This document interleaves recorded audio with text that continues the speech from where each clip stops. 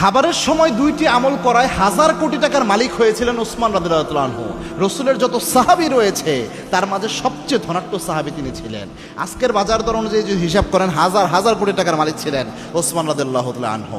একবার রসুলের কাছে যেয়ে বলেন, ইয়া রাসূলুল্লাহ, আল্লাহ আমার এত সম্পদ দিচ্ছে, আমার ভয় হচ্ছে কিয়ামতের দিন আমি আসামি হয়ে যাই কিনা, এই হিসাব আমি দিতে পারি কিনা, আপনি একটু দোয়া করেন আল্লাহ যেন আমার সম্পদটা একটু কমায়। আল্লাহর হাবিব সাল্লাল্লাহু আলাইহি ওয়াসাল্লাম ওসমান রাদিয়াল্লাহু আনহুকে বলেন, ওসমান তুমি যাও, এখন থেকে যখন খাবার খাওয়ার সময় উটের পিঠে বসে তুমি খাবার খাবা। সাইয়েদনা ওসমান রাদিয়াল্লাহু আনহু কয়েকদিনে আমলটা করলেন, করে আল্লাহর হাবিবের কাছে আবার আসলেন, এসে বললেন, ইয়া রাসূলুল্লাহ, এমন এক আমল আপনি দিয়েছেন, এই আমল করার পর আমার টাকা পয়সা কমবে তো দূরের কথা, আমার টাকা পয়সা আল্লাহরও বাড়াইয়া দিয়েছে, টাকা তো আরো বেড়ে গেছে। ইয়া রাসূলুল্লাহ, কি আমল দিলেন? আল্লাহর হাবিব বলছেন, ওসমান তুমি যে খাবার খেয়েছো উটের পিঠে বসে, কোনো খাবার যখন পড়ে যেত তখন তুমি কি করতা?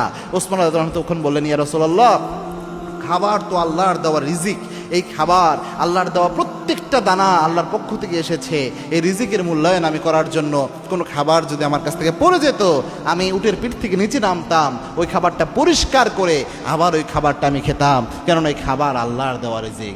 আল্লাহর হাবিব বলেন, ওসমান তোমার সম্পদ কোশ্চেন কালেও কমবে না, কেননা তুমি খাবারের রিজিকের মূল্যায়ন করো, রিজিকের মূল্যায়ন করলে সম্পদ বেড়ে যায়।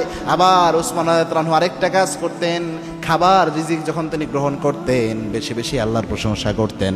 আর আল্লাহ বলেছেন, লা ইন শাকারতুম লা আযীদান্নাকুম, যত বেশি আল্লাহর প্রশংসা করা হয় তত বেশি আল্লাহ সম্পদ বাড়ায়া দেয়। এজন্যে খাবার খেয়ে প্রশংসা করা, আলহামদুলিল্লাহ পড়া, এটাও একটা সবচেয়ে গুরুত্বপূর্ণ বিষয়। পাশাপাশি আপনার খাবার নষ্ট না করা, অপচয় না করা, এটাও গুরুত্বপূর্ণ। যারা রিজিকের অপচয় করে তাদের কখনো টাকা পয়সা থাকে না, বরকত থাকে না। আর রিজিককে যে মূল্যায়ন করে যত বেশি, তার সম্পদ আল্লাহ বাড়িয়ে দেয় তত বেশি।